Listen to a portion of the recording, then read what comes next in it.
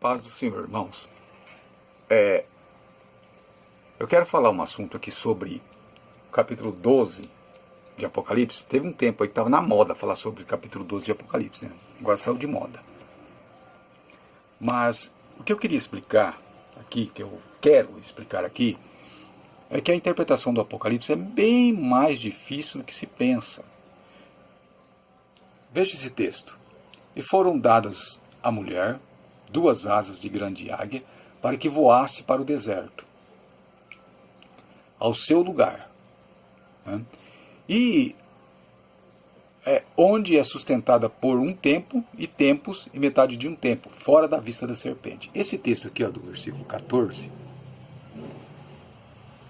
ele é bem mais complicado do que parece. Tem que dizer que, não, essas 2 asas de grande águia aí, tem a ver com os Estados Unidos. E aí quero interpretar lá o desenho do mapa mundi, né? Como sendo ali uma águia acima ali da América do Sul. Uma águia que representa os Estados Unidos e tal. E isso é uma interpretação superficial. Porque na verdade o que eu vou falar aqui vai chocar. O que eu vou falar aqui. E que bom que não seja só minha opinião. Veja que aqui, ó, não fui eu que escrevi esse texto. Aqui, né? Veja aqui, ó, tem um nome aqui do site. Olha. Tá vendo? Biblioteca Bíblica. E tem também um livro. Esse livro aqui, ó, foi copiado desse livro, ó. Comentário de Apocalipse, ó. Desse autor aqui. Esse autor, inclusive, é um autor bom, viu? E eu tinha outro livro desse, que inclusive é o mesmo livro, só que com a capa diferente. Que eu já tinha lido há muito tempo.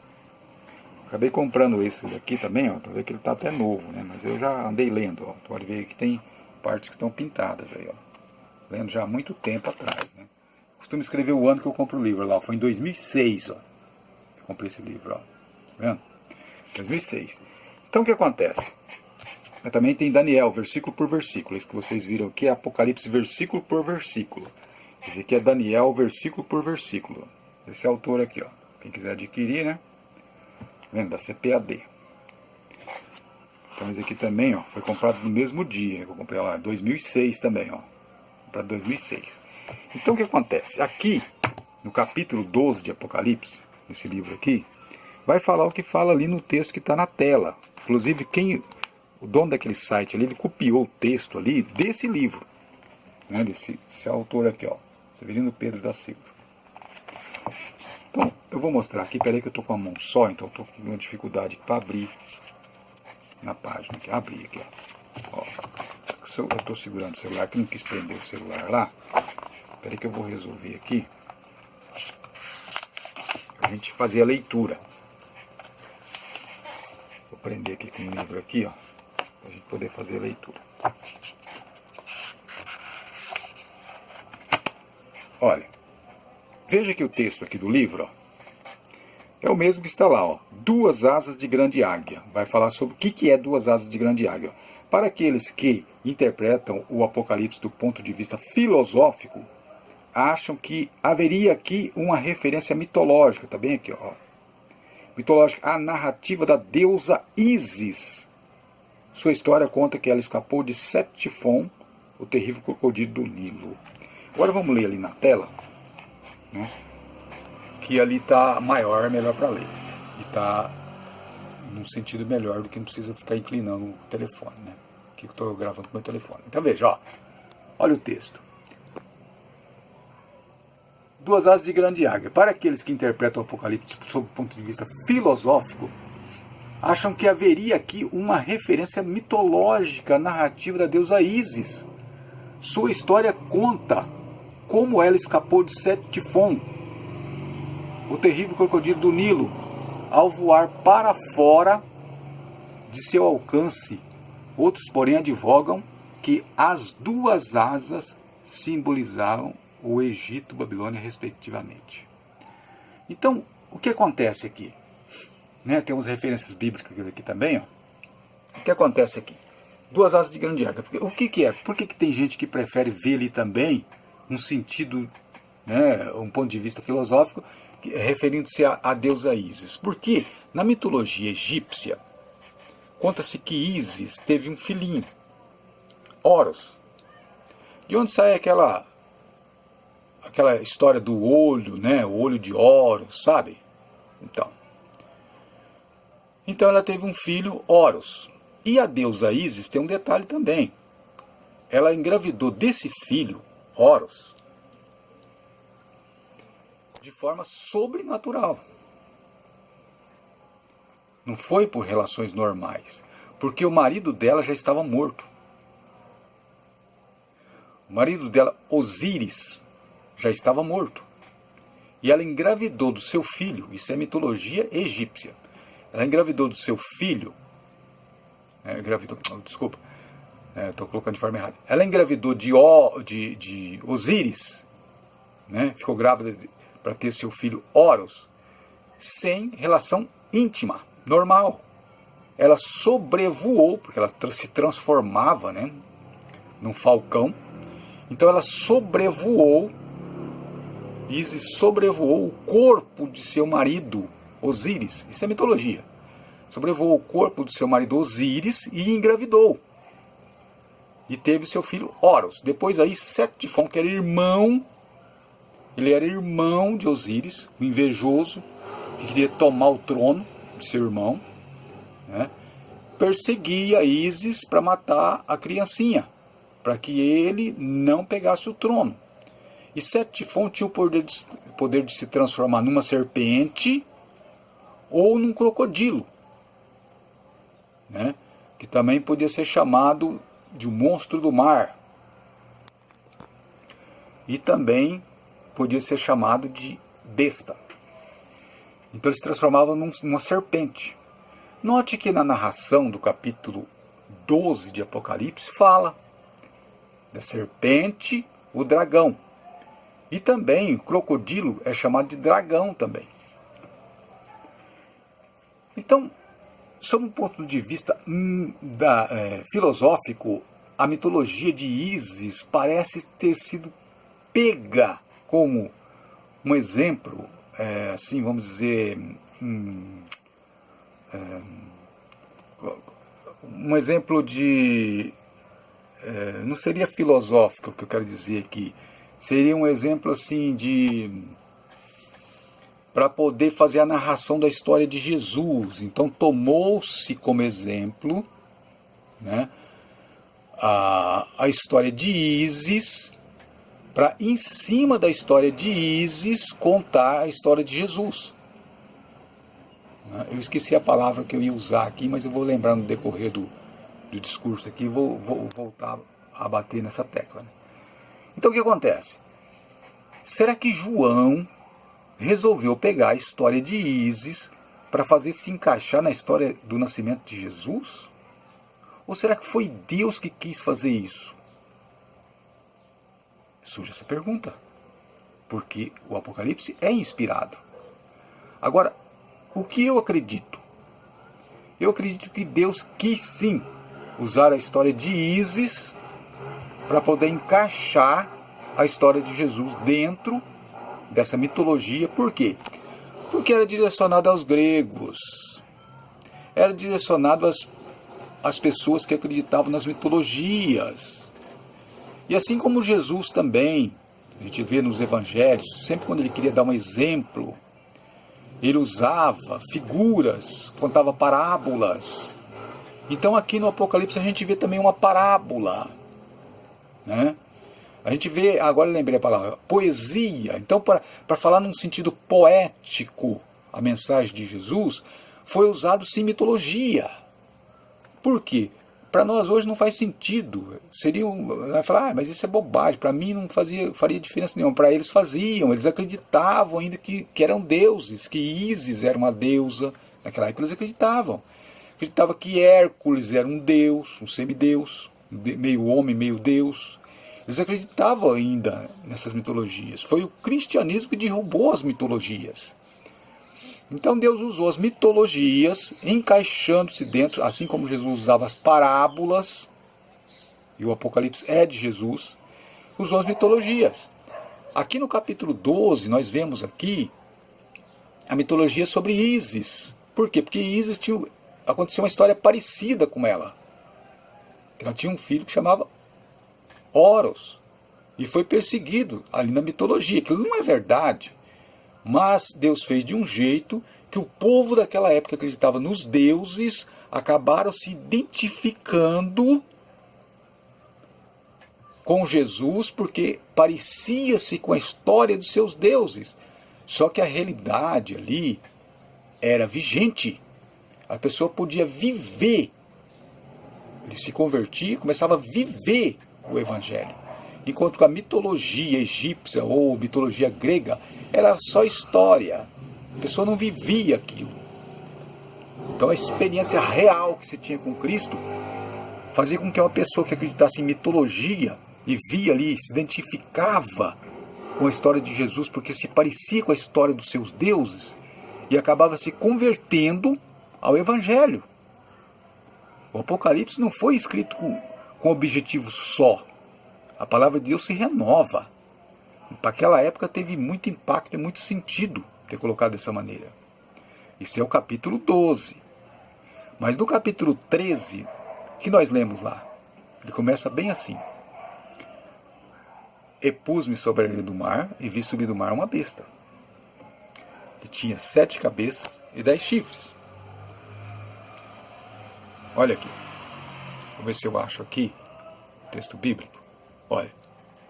Aqui está falando no capítulo 12. Estava grávida, com dores de parto, gritava com ânsia de dar à luz, e viu-se outro sinal do céu, um grande dragão vermelho. Aqui quem fazia essa leitura aqui, ó, de Apocalipse naquela época fazia essa leitura, lembrava imediatamente da deusa Ísis e seu filhinho Horus.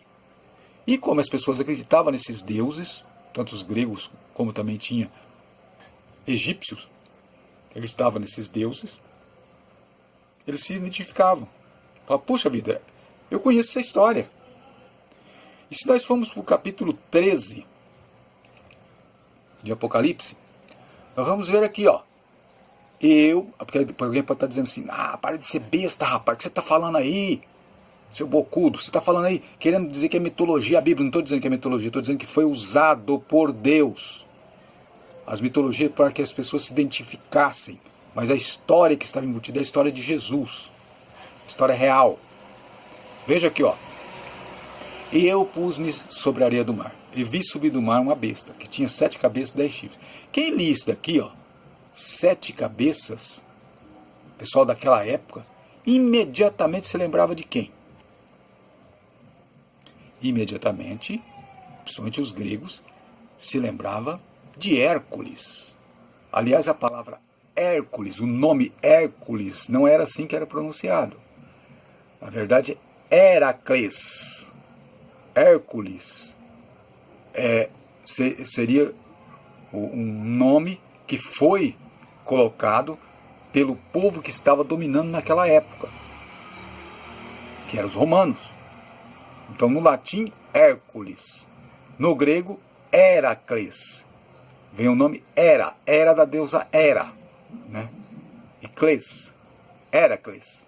Então, o Heracles, que é mais conhecido como Hércules, ele fez o quê? Ele guerreou, ele lutou contra uma fera, uma besta, que tinha 7 cabeças. E um detalhe, ó, e vindo suas cabeças como que ferido de morte, sua chaga mortal foi curada. Esse texto aqui, ó, fazia muitos gregos se lembrar da Hidra de Lerna, que era um monstro, serpente, né? Uma fera, uma besta, que tinha várias cabeças, né? Há relato que tinha 7, há relato que tinha mais do que 7, e quando uma cabeça era cortada, nascia outra em seu lugar. Então veja aqui que diz, ó, e vi uma de suas cabeças como ferida de morte, sua chaga mortal foi curada. Exatamente o que acontecia com uma... Muito barulho na rua. Exatamente o que acontecia com a Hidra de Lerna. Quando Hércules cortava uma cabeça, renascia a cabeça novamente. Então ele tinha que cortar a cabeça e cauterizar com fogo, ou cortar todas as cabeças de uma vez, para ele conseguir matar essa fera. Quer dizer, veja o grau de dificuldade. Então o que está aqui contido também no capítulo 13 tem a ver com a mitologia grega. Por quê? Porque o povo tinha que se identificar com a mensagem. Por isso que foi usada assim a mensagem. Então veja que essas pessoas que interpretam Apocalipse aí nem sabem disso.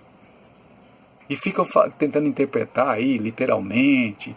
E não vê sob um ponto de vista daquela época. Tem coisas que está escrito aqui, capítulo 3 de Apocalipse, que nunca vai se cumprir. É apenas uma referência à mitologia que era vigente naquela época. Então, o moral da história está aqui, dentro do texto do Apocalipse. Mas aonde está? Como? É coisa para sábio, não é coisa para tolo. Como eu vejo aí no canal na internet, aí, aquele canal Reino Eterno, o rapaz na metida besta, cai de paraquedas no meio, já acha que sabe tudo de Apocalipse, já sabe tudo. Sabe nada. Sabe nada. E acha que sabe tudo. Os Mauricinhos, as Patricinhas, achando que sabe explicar Apocalipse. Sabe nada. Então veja que o Apocalipse ele foi escrito de uma forma que oculta a mensagem, uma forma que fazia sentido para o povo daquela época e depois faz sentido agora para nós também, numa interpretação do nosso tempo. Mas onde é que está? Onde que podemos pegar? O que é literal? O que não é literal? O que é apenas menção à mitologia, mas para poder levar para a verdade de Cristo? O que é? Aí é que está o problema. E tem gente querendo interpretar como se fosse uma cartilha caminho suave, como se fosse um bilhetinho que se manda, né, para a comadre pedindo uma xícara de açúcar e um pouquinho de farinha. Gente, não é tão simples assim não. Esses tolos da internet, inclusive eu vejo pastores formados, falando bobeira, falando asneira. O anticristo é um homem, que não sei o que. Sabe nada. Inclusive gente famosa aí que tem milhões de inscritos, falando bobeira. Não sabe nada do que está falando. Desculpa, eu tenho me irritado um pouco, irmãos. Então aí, veja que eu estou mostrando o Apocalipse, uma das faces do livro de Apocalipse, que não é simples de ser interpretado.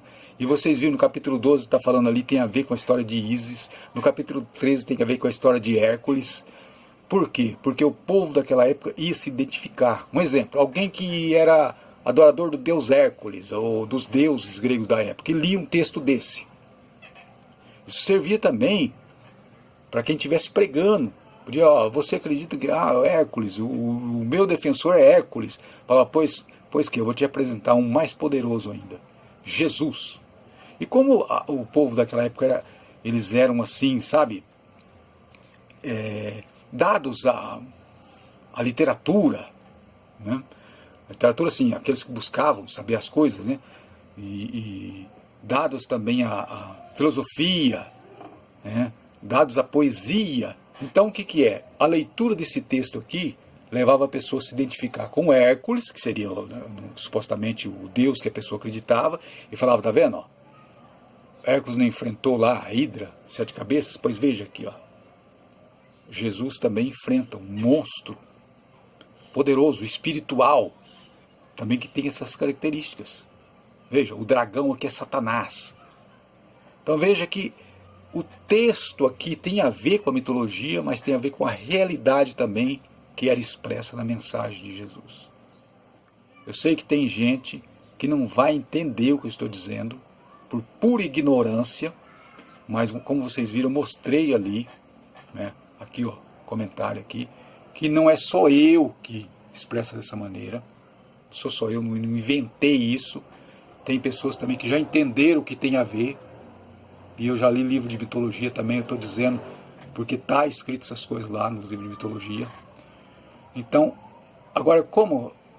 Dizer o quê então? Dizer assim que João copiou da mitologia? Agora, e a história de Jesus? Não. Foi usado um meio filosófico no Apocalipse para poder expressar sobre Jesus de uma forma poética. É isso. Mas então quer dizer que não tem realidade de profecia? Claro que tem. Claro que tem. Mas depois eu vou falar mais sobre isso. Obrigado, irmãos, por ter visto meu vídeo. Despede-se aqui desse Léo.